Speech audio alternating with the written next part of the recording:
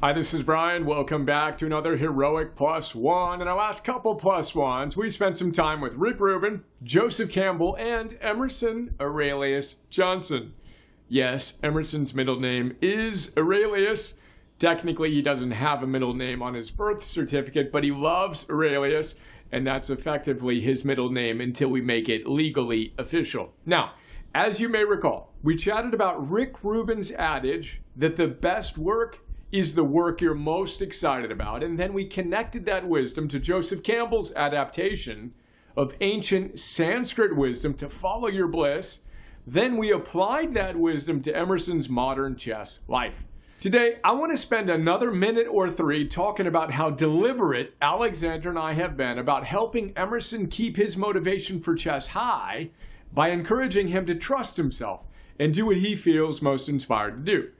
I want to share a couple of what I find to be really interesting data points that might be helpful for other parents. Now, as we've discussed, when Emerson first got into chess, he got really into ChessKid.com. Then he got to a point where he was ready to get a coach. I found a local guy who seemed great. Then I saw that ChessKid.com also offered coaches, so I signed up for that as well. I figured we'd let Emerson decide which coach to go with. And I got goosebumps as I typed that, because had he made a different decision and or had we not encouraged him to trust himself with his decision, and or had we not gotten so lucky to find such a great coach, I think he would have given up chess a long time ago and never achieved what he's achieved. So the first coach was a by-the-book kind of guy. He showed up and did his job, but wasn't that fired up about his sessions and Emerson's potential and all that. And perhaps most importantly for our purposes of trusting ourselves and following one's bliss/excitement, he basically told Emerson he couldn't play the opening he liked because it was too advanced, and that he should do a different opening that Emerson didn't like.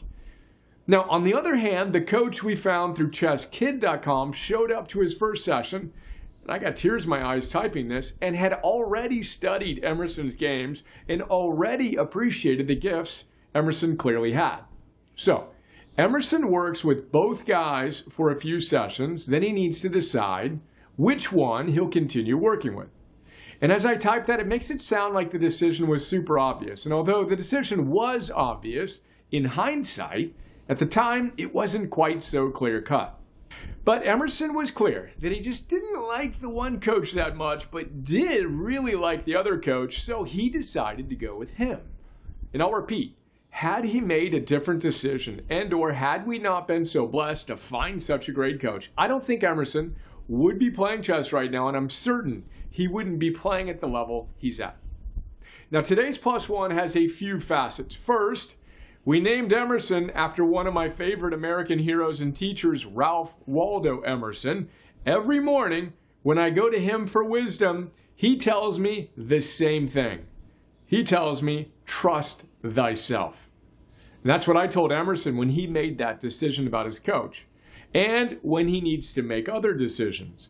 Note, that's also what I tell Michael whenever we're chatting about something on which he needs to make a strategic decision for heroic. Trust thyself. Second, if you are a coach, and you are, in whatever facet you show up prepared. Show up with enthusiasm and show up seeing the best in those you're blessed to support.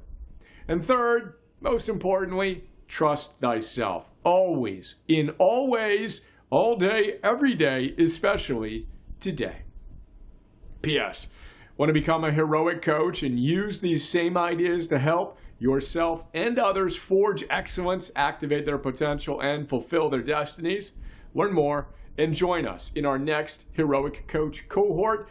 Check out heroic.us/coach.